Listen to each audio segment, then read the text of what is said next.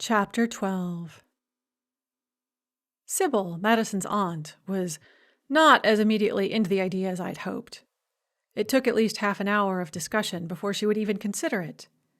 And, she told Madison, she traveled a lot, so Madison might have to find other places to stay for part of the semester. "Well, I could stay at your place by myself," Madison said. "I don't think so," Sybil said dryly. "If you're going to be on your own in Manhattan, you're not going to be doing it in my apartment." I heartily sympathized with the sentiment, although I could see by the droop of Madison's shoulders how much her aunt's distrust hurt her. Had Madison ever been trusted with anything? I didn't think so. And now she was completely untrustworthy. Someone needed to trust her in order for her to learn how to be trusted. But I couldn't bring myself to want to be the one who trusted her. I didn't even want to loan her my car keys for a quick trip to the grocery store. By mid-morning, though, it had all been arranged. Madison would spend the first month of the semester, at least, with her Aunt Sybil in Manhattan, commuting to New Brunswick 3 times a week to attend class. Sybil predicted that she would grow heartily sick of the train ride by then and be begging to move back in with her father. I suspected she might be right, but kept my opinions to myself.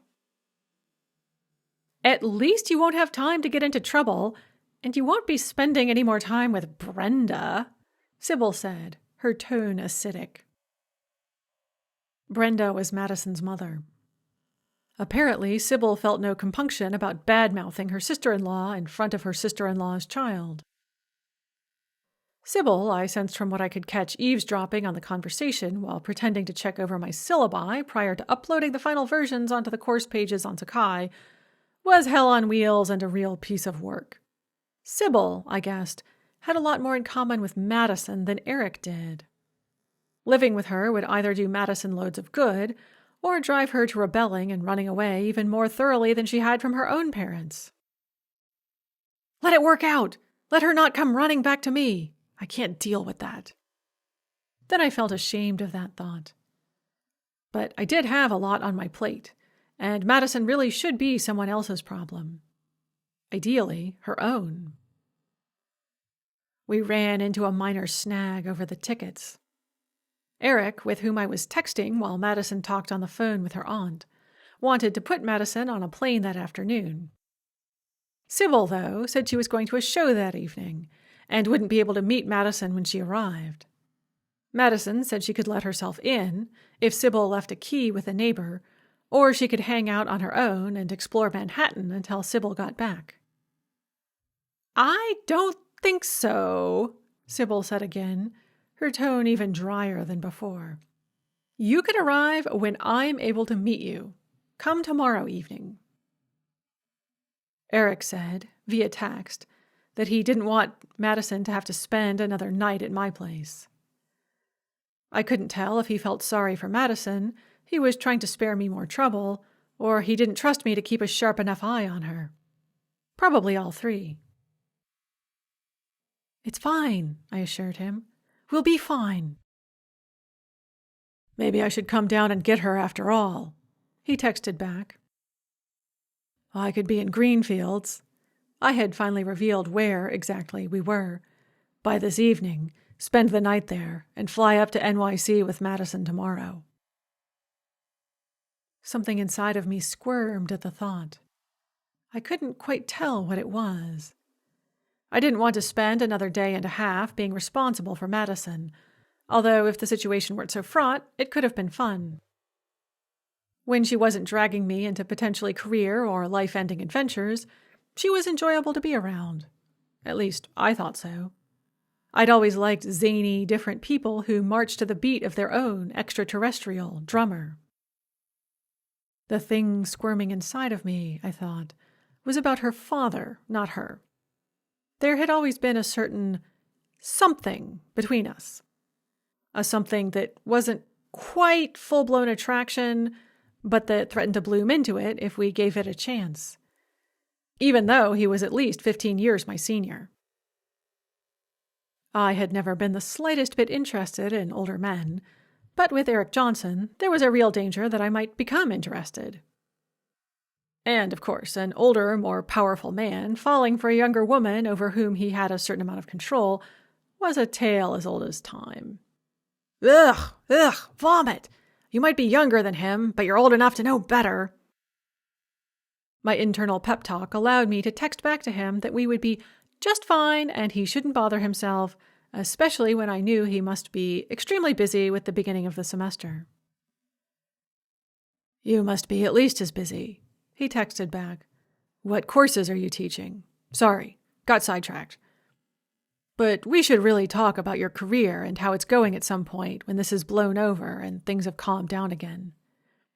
Although with Madison, things never do seem to calm down, do they?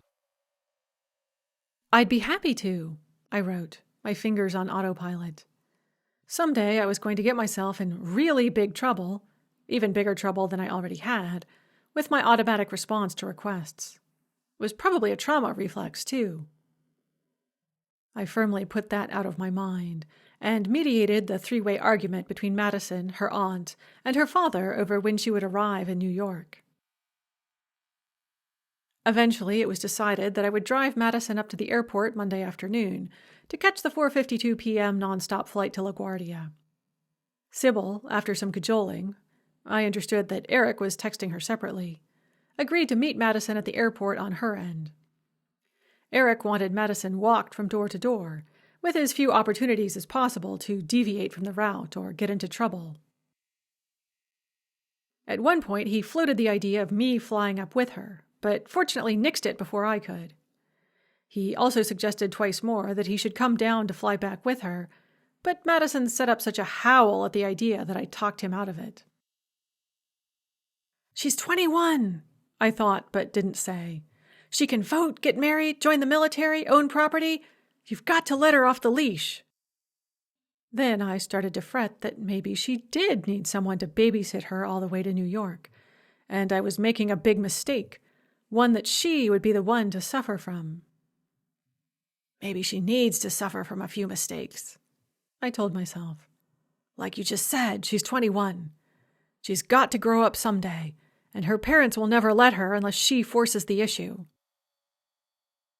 In the end, everyone agreed that Madison could fly up by herself, as long as I drove her to the airport in Atlanta and Sybil picked her up in LaGuardia. Eric was still agonizing over the advisability of it, and Sybil seemed mildly amused by the fuss. Madison herself was ecstatic. It'll be the first time I've ever flown by myself, she announced to me, elated, when she finally hung up the phone. Good Lord, I exclaimed before I could stop myself. Her face froze. I mentally kicked myself. Yeah, she said. She tried to smile her usual cocky smile. I know, right? Like, my parents never let me do anything. This is the first trip I've ever taken by myself. Isn't that crazy? Well, it's never too late to start, I said. Chapter 13. After that, Madison mooched around the apartment looking bored while I finished the final check-through of all my syllabi and materials and uploaded them onto the course Sakai sites. Then we had lunch with Mel, who was glad of the break and more than happy to see more of the infamous Madison. Then we drove over to campus just for something to do. Madison was already getting antsy, and she'd spent barely 24 hours in Greenfields. How do you stand it here? She demanded, as we drove down the single main street leading from the tiny downtown area to the small campus. There's like nothing to do here. Mainly I'm too busy to be bored, I told her. With work? Yeah, and with applying for more jobs. Yeah, like when you were with us. We were only going to keep you for a semester and then kick you out, right? Right, I confirmed. My dad was pretty upset about it, she confided. He talked about it a bunch. He kept saying it wasn't right, especially with someone as promising as you. And he went on this whole big rant about how people are like disposable commodities these days. Adjunctification in higher ed, just-in-time scheduling for retail and food service, hookup culture. He went on and on about how it's all part of the same thing. She wrinkled up her nose. He was like trying out online dating, I think, and he didn't like it. He and my mom got back together for a while last year after you left, and we went to Russia and Ukraine together. That was awesome. Although, she frowned, I think it got my mom back together with these cousins who are such a bad deal. Anyway, things fell apart between them pretty quick after we got back. Of course. I don't know why they keep trying to get back together. It's never going to work, and it just causes everyone a bunch of problems. Anyway, after a few months, my dad must have decided to try to, get out there in the cyber scene, but I don't think he liked it very much. He went on and on about hookup culture and how everyone just treats you like a means to an end. All they care about is what you can do for them, not what they can do for you. And then he went on this big rant about his grand unified theory of modern society or some shit like that. Then I think he quit with the cyber dating. I hope so, anyway. She shuddered. I don't want to even think about him, getting it on over the internet with some random chick. She shuddered again, as if shaking off the disgusting thought, and looked out the car window to where a group of students were playing volleyball in the sand volleyball courts by the dorms. Seems way too hot for that, she said. They're probably from the southeast, I said. They're used to it. And they're probably antsy and bored like you, and they have to do something. Move-in was this weekend, and now they don't have anything else to do. At least, I added, faculty didn't have to help with move-in this year. Wait, what? I told her the story of my ill-fated forced labor experience at the beginning of last fall, when I and most of the other faculty members had been press-ganged into helping students move into their dorms. My knee disaster had started then, when a student and his father had run a moving cart over my foot, catching it in the wheels and twisting my knee. I wasn't sure if that had anything to do with the administration's decision not to repeat the faculty as bellhops experiment this year, although I suspected it did. That, plus one faculty member had slipped a disc in her back, and another had collapsed from heat prostration and been stretchered away by paramedics. The legal implications had probably seemed too alarming to repeat the experience. At first, the revised plan had been for faculty to simply stand by the front gates in full regalia and wave at incoming students as they drove by. Then, following vehement faculty protest, that had been changed to having the football team and mascot stand by the front gates and wave at the incoming students. Much better. Most of the football players were on sports scholarships and couldn't fight back against that kind of thing without endangering their place on the team and maybe their college career. Plus, they were young and strong and supposedly used to that kind of punishment. Only after the fact did it occur to a lot of faculty members that we may have won a Pyrrhic victory.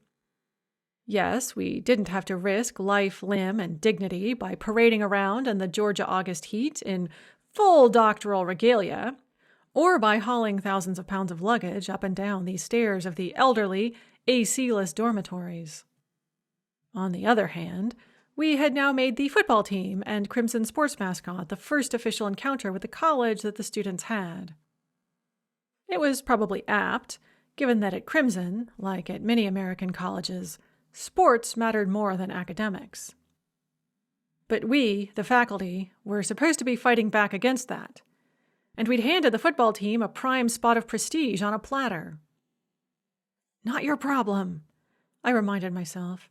You'll probably be out of here, one way or another, by next year anyway. I was gratified that Madison was horrified by my story of bell-hopping ignominy and subsequent maiming. At least some students didn't think that kind of thing was appropriate. Maybe there was hope for the younger generation, after all. Madison wiped her nose on her sleeve. She was now back in her own clothes, still ratty but cleaner after a trip through my washer and dryer, and said she was hot and bored, and could we go back to my apartment. Sure, I said. I thought T-Lask was a dump, but this place is even deader, she said as we drove away. But this means you'll want to come back to New Jersey, right, Professor H? I said. Maybe. Chapter 14.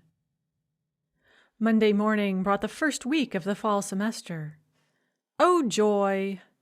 Classes didn't start until Tuesday, but we had the delight of 2 back-to-back meetings on Monday to get things off on the right foot.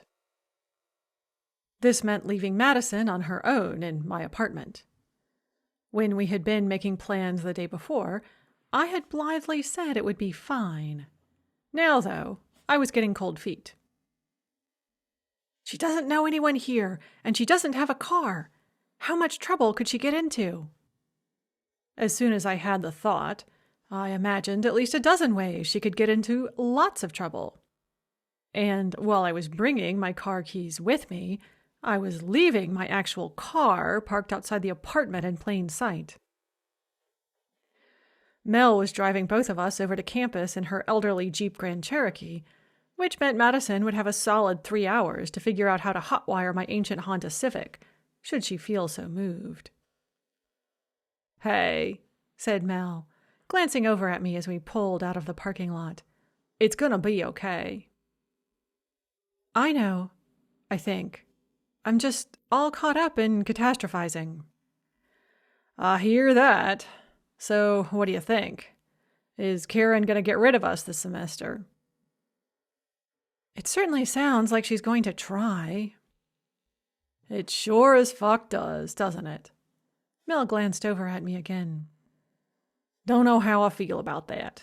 I really fucking need this job, but I don't know if I can survive it. Yeah, me too. We both glumly surveyed my left knee, carefully angled sideways to allow it to be as straight as possible. The original injury from the bellhopping debacle had been exacerbated by forced participation in a faculty 5K last fall, followed by an unpleasant run-in with a 2-person lamb costume in the spring, and a near-death experience on California's sunny coast this summer. To be fair, I hadn't done it any favors by then driving, stick, from California back to Georgia. I mean, from a certain angle, I had only myself to blame.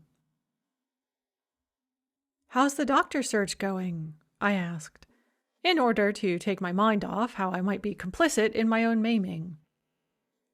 Better to focus on Mel's much more mysterious medical issues that she had been battling for the past year. Mel blew out a sigh. Bad. I spent all summer shuttling from office to office, getting told it was probably all fucking PTSD. I finally put in an application with that clinic your brother's friend Jace told you about, but there's a 3-month wait, at least, to see anyone there, if they decide to accept you. Oh, how do you feel? She blew out another sigh. I got a bit better over the summer. Only 2 episodes of what felt like the flu. The freaky seizure-y things calmed down, with just a little twitching here and there. The Bell's palsy seems pretty much gone, right? Can you see it?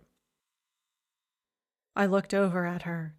Last semester, the right side of her face had suddenly become paralyzed, leading me to think she was having a stroke. After a scary high-speed drive to the closest ER, we had discovered it was just Bell's palsy. Awkward, but unlikely to be fatal, and, the ER doctor had told her, likely to go away on its own. Now, 5 months later, her face was almost completely normal. It kind of came back whenever I got sick again, Mel said, but then it went away pretty fast. I still don't like it. And my knees are fucking killing me, and my thumbs, and now my elbows are all weird too. Oh, I said. When do you think the clinic will be able to see you? Mel had already seen the local doctor in Greenfields and various VA doctors, and had had every test and scan they would consent to give her. All of them had come back negative or normal. All her doctors had assured her she was in the pink of health. But people in the pink of health don't get sick every couple of weeks, or have debilitating joint pain that appears and disappears for no reason, or scream and convulse from random electric shocks, or have half their face go paralyzed out of the blue.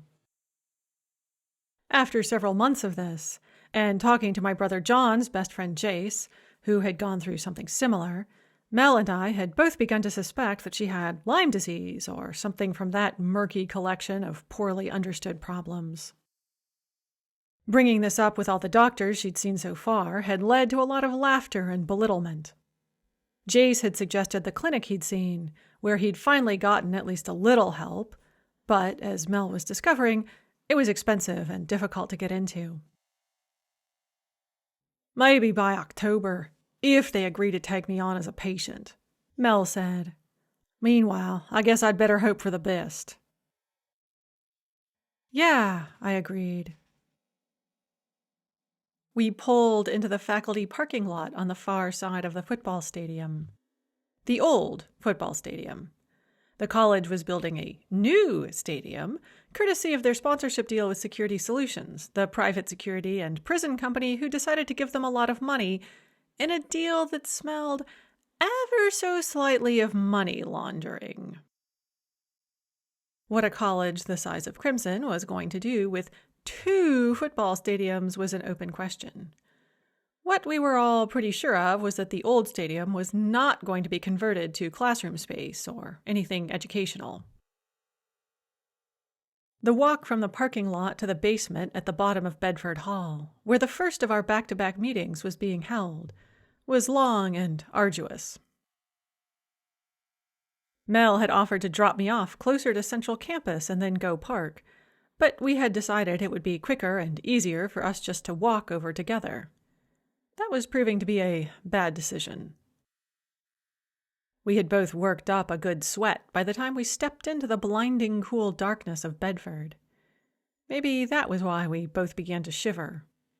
By the time we had taken our seats in the auditorium, an orangey-tinged gray blob was forming in front of my eyes. By the time opening remarks were made, it had turned into a spiky, shimmery, castle-y thing and spread out to fill half my vision. "Ugh," Mel murmured, rubbing the back of her neck. "I'm getting that teasing feeling again." The twitchy, seizure-y episodes were often preceded by the sense of electricity building up under the skin of her scalp, neck, and shoulders, like she was hooked up to a taser and the power was slowly being turned up. "Ugh," I whispered, massaging my temples. "Oh, hi, Rowena. Did you have a good summer?" The woman sitting in the row behind me leaned forward to talk to me, but then broke off abruptly as the woman next to her suddenly stood up. "Panic attack!" she gasped, and started stumbling towards the aisle. "Gotta go," said the woman who had leaned forward to talk to me. "Hang on, Julie!" She jumped up and followed the other woman out of the auditorium. "It sure is hot in here," whispered the woman a couple of seats to our left. She was flushed and fanning herself. "Or am I just going into premature menopause?"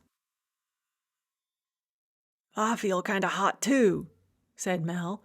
"Don't they have the AC on here?" "I'm freezing," I said, "like I'm coming down with something." "I feel kind of feverish myself," said the woman fanning herself. Evelyn from math, I thought. "Maybe something's going around." Mel groaned to herself, and then put her hand to her mouth as if to quell a sudden bout of nausea. Evelyn was now fanning herself with both hands. I closed my eyes, but the shimmering, spiky blob still filled my vision. Teresa, the dean, was saying something up on the stage, but the ringing in my ears drowned out her words. "I've got to get out of here," I said. My chest felt tight. I lurched to my feet and started stumbling towards the aisle, weaving slightly and blinking as the migraine scotoma blinded me. When I stepped outside, the bright morning sunlight blinded me even more, but my chest eased. I took a deep breath. My shivering stopped. "Fuck," said Mel, coming out the door after me. "That was awful." "Really?" said Evelyn from math, joining us where we leaned against the wall. "I've been having little hot flashes here and there, but that was by far the worst." "It's that place." Julie, looking pale and shaky, had just come out the door too. "I always get the worst panic attacks there. My doctor put me on a new set of anti-anxiety meds this summer, and I was doing so well, but as soon as I set foot in Bedford Hall, bam!" "Or maybe you're allergic to meetings," said the woman with Julie. Diane, I thought, from biology. "I always think I'm going to have an asthma attack when I'm in there." Her words came out with a faint whistle. "I do hate meetings, that's true," agreed Julie. "But they're much worse when they're there. Maybe I am allergic to something there." The door swung open, and Chloe came staggering out. Chloe was the third new hire for the Department of Modern Languages last year. She taught Chinese and had the dubious distinction of being Crimson College's only African-American faculty member. "Oh my God!" she said. Her teeth were chattering audibly. "I thought I'd be okay, but nope! I didn't even make it 15 minutes into the meeting before a danged panic attack got me." "Me too," said Julie. "Solidarity, sister." They made weak, clenched fist gestures at each other. I took another deep breath. My chest was easing more and more. "Maybe we really are allergic to something in there," I said. "Yeah," said Diane. "Deans and other senior administrators." The whistle in her voice was fainter, but still there. "No, I'm serious," I said. "We all started feeling sick within minutes of going in there. Maybe there's, I don't know." "Mold," said Mel darkly. "I'll bet it's moldy as fuck. I've been reading about that shit, and apparently it can be really bad. Basement-level auditorium sounds like just the thing for it. Either that, or maybe there's a carbon monoxide leak or some shit like that down there." We all stared in horror at the door into Bedford Hall. Diane found her voice first. "Well," she said, "that will make the administration hate us for certain." Chapter 15. After a very short debate, we decided to skip the rest of the meeting and trooped off to Brews Up, the campus coffee shop. There was a spontaneous pause at the entrance as we all suddenly realized it might be full of mold or other problems, too. When we went inside, though, the only thing that greeted us was pleasant coolness and the scent of coffee. "What a relief," said Julie, once we had all ordered and were sitting around a large table at the back corner. "I was afraid for a minute there that I'd never be able to come back here. But I feel fine. Maybe it is all meeting-induced stress." "How did you feel when we had that meeting over WebEx this summer?" Diane asked. She and Julie both contemplated the question with the air of scientists. Julie, I thought, was also in biology. No doubt they were running through their memories and trying to figure out if they'd accidentally done a series of double-blind experiments on themselves and their colleagues. "A little anxious, but basically fine," Julie said eventually. "The same with the meetings we held in the biochem building last semester. I'd feel a little nervous, but nothing like the debilitating panic that hits me whenever I go into the all-faculty meetings in Bedford or Lee." "Oh, shit," said Diane. "Lee, too." Bedford was one of the main classroom buildings around the Central Quad, and where Mel, Chloe, and I all taught. Lee was the main administrative building. I kept getting this weird tightness in my chest the last few times I was in Lee. I volunteered. But I thought it was just nerves, too. And I do have a lot of problems in Bedford, especially in my office, which has no windows and lots of water damage. I've been having worse and worse migraines all year, and also episodes of... I trailed off, unsure what to call them. "Panic attacks," put in Julie.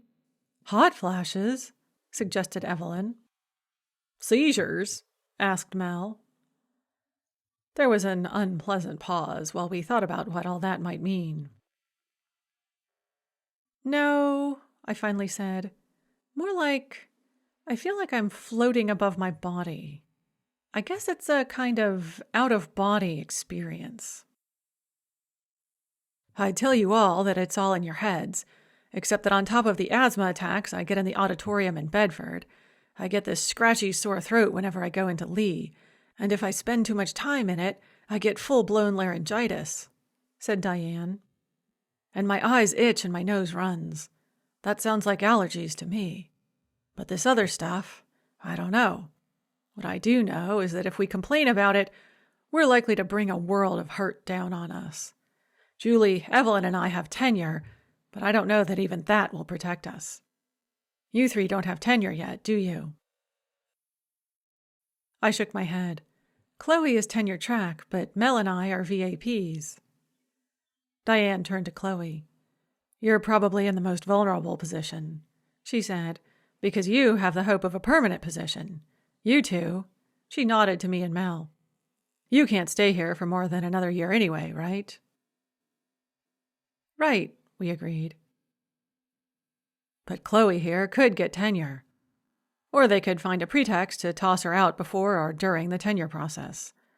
Lack of research productivity, probably.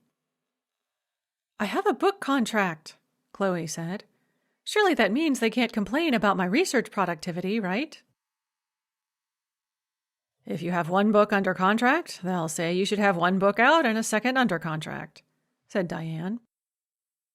If you have 2 books out, they'll say you should have published more articles, or that you've neglected your teaching and service and haven't been appropriately collegial. Trust me, they'll find a way. We all nodded in glum agreement. I hadn't had any experience with the tenure review process firsthand, but I'd heard enough stories to be sure that Diane was telling the truth. So what are we going to do? Chloe asked in a small voice. Diane shrugged. If I knew, I'd tell you. I'd tell me. But first, the scientist in me wants to find proof. Her eyes were going distant as she spoke. Maybe there are tests I could run. It could be a good study. I am a microbiologist, after all. This should be right up my alley. I'll do it on my own time, see what I find, and then, she shrugged. Publish or perish, I guess, she finished. We all nodded. Meanwhile, we should avoid Bedford and Lee as much as possible. I guess that's not really an option for you 3, is it? We can only come in for classes and meetings, I said, not hang out there too much outside of that. My therapist wants me to keep working on exposure training, Chloe said. I'm supposed to come in on the weekends and spend more time there, to train myself to relax and not have panic attacks. That might not be such a good idea, said Diane. Of course, we could be barking up completely the wrong tree, and we're all crazy and we do need exposure therapy, but just to be on the safe side, I'm going to tell you to treat it like a biohazard area. Oh, goody, I said. I checked my phone. At least our next meeting is in Saunders. Not sure Saunders is much better, said Mel. Chapter 16. What do you think? Chloe asked as the 3 of us left Brews Up and set off across the quad towards Saunders Hall, where the Department of Modern Languages held their meetings. We were, appropriately, a split department, with half our offices and classrooms in Saunders and half in Bedford. Both buildings, incidentally, were probably named after prominent KKK members. Chloe had previously thought that her panic attacks whenever she stepped inside them were triggered by the poisonous atmosphere of being in spaces named in honor of pro-slavery racists. Now, though, we were all wondering if her panic attacks were being triggered by straight-up poison. I think something stinks about this place, Mel declared. Maybe it's toxic mold or some shit, or maybe it's just so emotionally toxic it tears you down from the inside, but either way, it's not good for us. Yeah, Chloe sighed. I've never been much of a Marxist. My friends in grad school were always going on and on about it, and I thought they were all talking through their hats. But now that I'm actually out in the real world, I'm starting to see their point. I see the way they treat me, us, here, and it makes me so mad. We're all just things to them. No, it's worse than that. If we were things, we'd have value to them. They want to pour money into buildings, computers, football stadiums, all things. And then they treat those things like people and the people like things to be used up and thrown away like a plastic fork. We're all just cheap plastic forks in their eyes, and if they break us, they toss us out and get a new one without batting an eye. Preach, said Mel. Ro, how's your knee? Fine. I meant to say it jauntily. It came out as more of a ragged pant. We were not setting a brisk pace across the quad, but I was still breathless and falling behind. Crutches are not the most efficient way to get around. Maybe I needed one of those scooter things. But then I'd have to bend my knee and put weight on it. No, crutches were best. They just weren't very good. So, said Mel, slowing her already slow walk down to a crawl, we got a strategy for this meeting? Anything we want to say to those mofos about that email Karen sent out this weekend? Oh, Chloe groaned. The email. I'd almost forgotten about it. Do you think, could she really be, that was so rude. Could she really have been talking about us? I don't know who else she could have had in mind, said Mel. So, we gonna do anything about it? Do you have any suggestions? I was falling farther and farther behind, despite the snail-like pace Mel and Chloe were setting. No, I was hoping one of you'd have a brilliant suggestion. Nope, Chloe shook her head. No brilliant suggestions, other than to keep our heads down and, I don't know. Yeah, said Mel. I don't have anything better either. Saunders was pleasantly cool when we stepped inside. For a moment. Then I started to shiver again. The pain in my head, which had calmed down after the infusion of caffeine in the coffee shop, spasmed fiercely around my eyes. It's just the light change, I told myself. You stepped from bright sunlight to indoor lighting. Fluorescent indoor lighting. That's probably it. I was only somewhat comforted by that. If my migraines were being triggered by fluorescent lighting, that was a big problem. Fluorescent lights were everywhere. It still seemed better than being poisoned, though. I'm breaking out into a cold sweat, Chloe whispered. Funny, I feel hot, said Mel. I'd tell you to take a few deep breaths, but now I don't know about the wisdom of that. Breathing shallowly, we made our unsteady way to the department conference room. We were the first faculty members to arrive. Kim, the department admin, was setting out agendas and muffins. Everyone else must still be caught up in the college-wide faculty meeting. What do you think? Mel asked. Anywhere you can actually get in and find a seat, Ro? We surveyed the seating possibilities. The conference table was too big for the room, allowing only slender and agile people access to most of the seats. Given that college faculty members were not known for their athleticism, this was a problem. Normally, I took one for the team and sidled into the seat in the far corner that no one else could squeeze into. But with crutches, it was totally out of the question.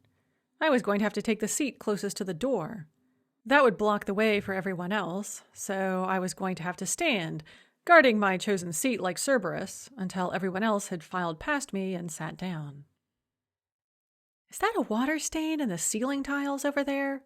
Chloe asked, pointing to the far corner of the room. Looks like it, said Mel. I wish we could open a window, I said, trying to fan myself and hold on to my crutches simultaneously. My chills had switched to an unpleasant flush, and my chest felt tight again. I normally felt that way in basements and windowless rooms. I'd always assumed it was from claustrophobia. But now I was wondering if my claustrophobia was something more sinister than a mere meaningless fear. In order to open a window, there'd have to be a window, said Mel. Like many of the rooms on campus, this one was completely windowless. You can breathe! You can breathe! You can breathe! If I said it to myself often enough, it would be true, right? Oh, there you are. We missed you at the college faculty meeting. Karen had come into the room and was smiling at us, or her version of a smile. I wasn't sure she was actually capable of smiling. Her wide, slack-lipped mouth and her jowly face was weirdly toad-like. As I always did when I was around her, I reminded myself that I was above judging people by their appearance. So what if she was dumpy and awkward, with flyaway gray hair and unflattering clothes? Lots of people were not blessed in the looks lottery. That didn't mean they weren't nice people. It's the eyes, I thought to myself. There's something wrong with her eyes. And her mouth. It wasn't that she looked stupid. There was a certain sharp, cunning light to her eyes. But there was no kindness. There wasn't even any competence. Something indefinable radiated incompetence and ill humor from her face, even when she was smiling and making what were meant to be friendly remarks. Although, in this case, I didn't think the remarks were meant to be friendly. I thought they were meant to be mean. She thought she had caught us out in an error, and she was determined to call us out on it in front of the rest of the department faculty, who were currently filing in around us. We were there, said Chloe quickly, at the same time as Mel said, we had to leave. Allergies and stuff. Didn't want to go coughing up a storm in the middle of the meeting. Funny how all of you had to leave simultaneously, said Karen. Yeah, said Mel. Real funny how a bunch of us all got sick at once. Really, Melissa, you should plan better, said Karen. If you think you're going to have an allergy attack at a meeting, you should take an antihistamine beforehand and bring some tissues with you. It's not that hard. The rest of her words were broken off by a racking cough that left her breathless and speechless. You see, she gasped, once the cough had eased off enough to allow her to speak again. You just have to manage it. Another coughing fit overtook her, bringing tears to her eyes. Said Mel, while Klaus, from German, murmured something sympathetic about how she was still suffering from that cough. Karen had gotten sick before spring break and coughed uncontrollably for the rest of the semester. Apparently, she still hadn't gotten over it, almost 6 months later. I hoped it wasn't contagious, whatever it was.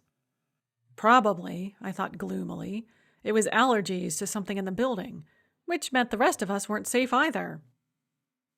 I tried to take a deep, calming breath to ease my chest without actually inhaling any of the air around me, and broke into a coughing fit of my own. Soon the whole room was coughing. It wasn't until Kim brought in a box of bottled water and handed it around that we were able to bring our coughing under control and take our seats. Well, said Karen. She was still pink-faced and breathless, with a faint wheeze as she spoke. Welcome to fall 2016, everyone. I was hoping for a more auspicious start to our semester, but I suppose... She couldn't figure out what it was she supposed, and switched topics. We have a very busy agenda for this meeting, she announced, especially as we are holding all our meetings late this semester. Normally, we hold them the week prior to the start of classes.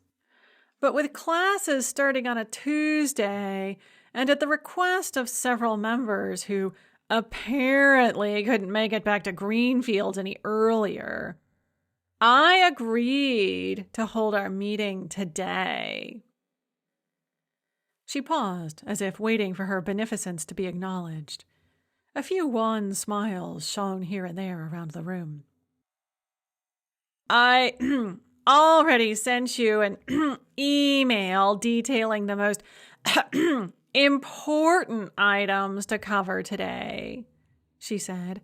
Let's start with the situation with the copies in our paper and supply budget. It's getting simply critical.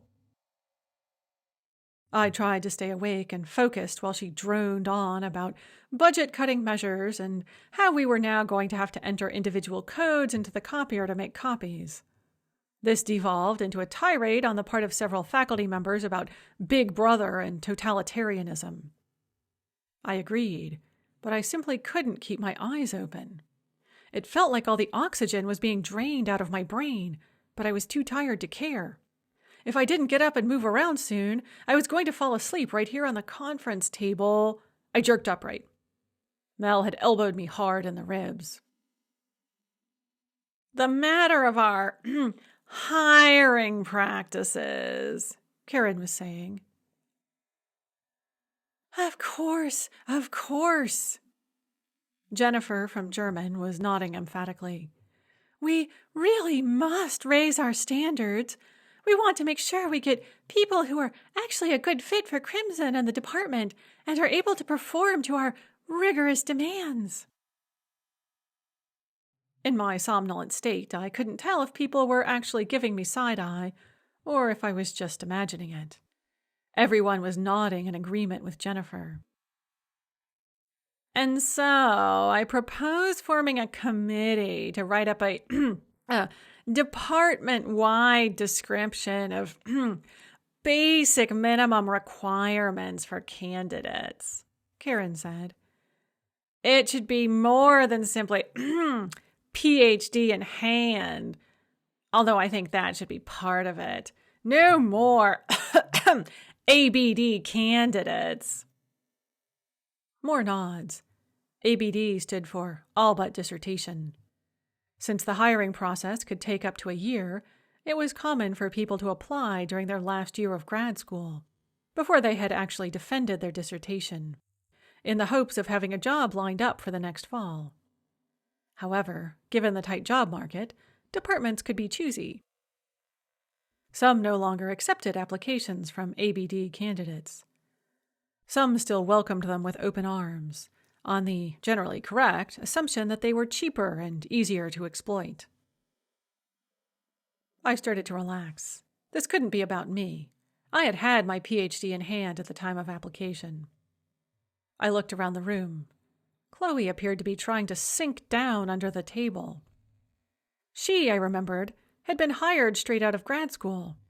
She must have been ABD during the application and interview process. This must be an attack on her.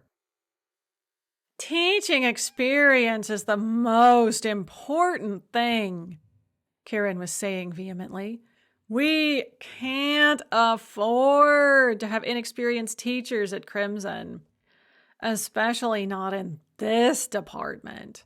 We are under pressure from the dean's office to raise our enrollment, retention, and our research productivity. We need to be focusing on getting the best candidates we possibly can. Something we should keep in mind as we start the hiring process for our tenure-track Russian and Arabic positions. Now I was fully awake.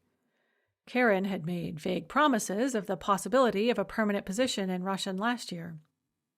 I had assumed this was just part of her general control trip, but maybe there had been more to it. Yes, she nodded towards me and Mel.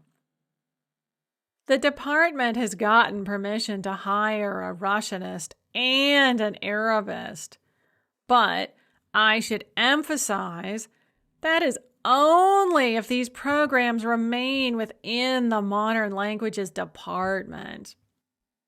if they split off into this new Lichtel department, as some people are suggesting. Another death glare at Chloe, who had been press-ganged into a committee to look into the feasibility of that. All bets are off the table. Who knows when that program would actually get permission to open a new tenure line? She appeared to be waiting for some kind of a response. I cleared my throat, which felt painfully tight. "Oh," I said feebly. "Of course we'd want to have a general search," she said. "We have to, and we'd want to see who we can get. There are so many qualified candidates out there. But you two," she nodded at me and Meligan, "would be welcome to apply if you wished." "Oh," I said again. That's great. When will the deadline for applications be?" She flinched. Oops. I had asked a concrete question about practical matters. I should have known better by now. "The full announcement will be released in the JIL next month," she said. The JIL, or Job Information List, was a kind of hiring board for language and literature jobs. "Of course, I can't tell you anything about it before then. It's a matter of equity." "Of course," I said. Chapter 17. I should have been happy at the news. Despite Karen's veiled hints and open threats to the contrary, I had to believe I was a strong candidate for any tenure-track position that opened up here at Crimson. I had already demonstrated the most important quality, the willingness to live in Greenfields, Georgia. But as I listened to her detail the extensive observations and performance reviews everyone in the department, especially the newer faculty members, we want to make sure you receive the mentoring necessary for you to succeed here at Crimson. My heart sank further and further, until when I finally stood up to go, I was surprised not to find it somewhere under the chair. Yes, I needed this job. Or, rather, I needed a job. Until a couple of weeks ago, I had had very good reason to believe that I might find that job elsewhere, probably in California, as part of my whole life plan of moving in with Alex.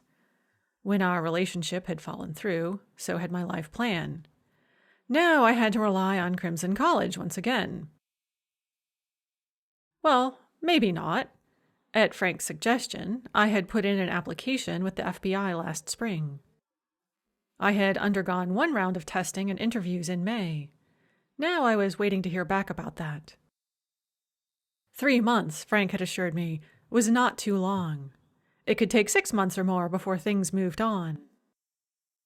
He would, he'd said, do everything he could to help me get that job, preferably in the same San Francisco office as himself. I hadn't been thrilled at the idea of working with Frank. I still wasn't thrilled at the idea of working with Frank. I spent the hobble out to Mel's Jeep contemplating my choices. Stay here at Crimson with the petty bullies and low-level sociopaths, or go work for the government, possibly with Frank, a serial sexual harasser and all-around asshole. And that was assuming I could get either of those jobs. The most likely scenario was for neither organization to want me, and for me to be unemployed and destitute before the year was out. Can you fucking believe this shit? Mel, it seemed, was not sinking into melancholy like I was. Mel was descending into righteous rage. We were circumnavigating the football stadium on our way back to the Jeep, and I was falling farther and farther behind as she strode along wrathfully. Yes, I panted. Wait up! Or go get the Jeep and come back and pick me up. Sorry. She stopped. You're right. I'm so fucking mad I've got to run or I'll blow a gasket somewhere serious. You wait here while I go get the Jeep.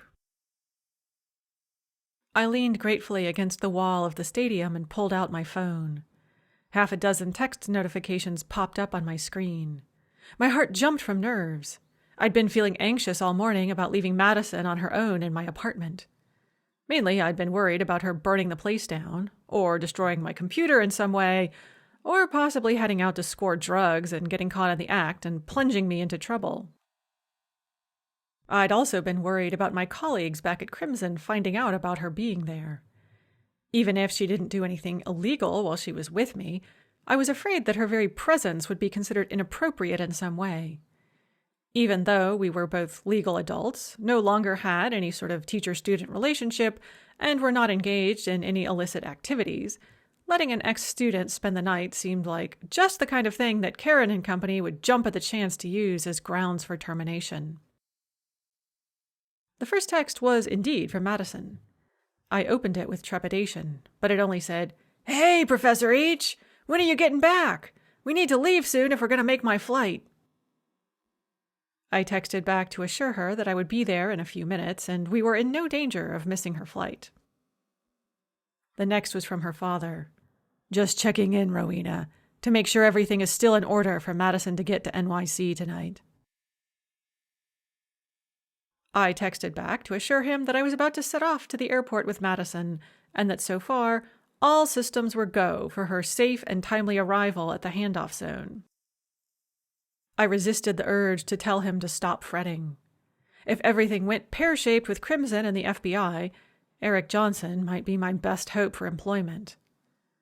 Back when I'd actually been teaching at his university, he'd offered me a position as, essentially, Madison's companion, in the style of an impoverished woman of genteel background during the Regency period. There had been the ever-so-faint suggestion that there was the opportunity to rise through the ranks to be his companion, too. I hadn't been sure how I felt about that at the time, and I still wasn't sure how I felt about it. No, I was sure. I was sure that I'd rather do many, many other things, including, possibly, continue teaching here at Crimson. But I was also sure I'd rather be Madison and/or Eric's companion, whatever that might entail, than be completely destitute and homeless. I might even prefer it to throwing myself on the charity of John, my one and only older brother. Therefore, it seemed only politic to be polite to Eric. Besides, I did in fact feel a certain amount of sympathy for him. The man was obviously suffering, and didn't, as far as I could tell, have many people with whom he could share his suffering.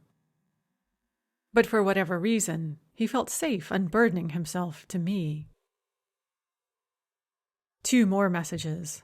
I certainly was a popular girl this morning. I glanced at their senders.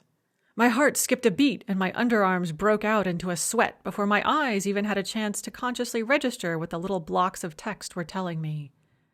Then my brain caught up and my heart beat even faster. The first text was from Dima, and the second was from Alex.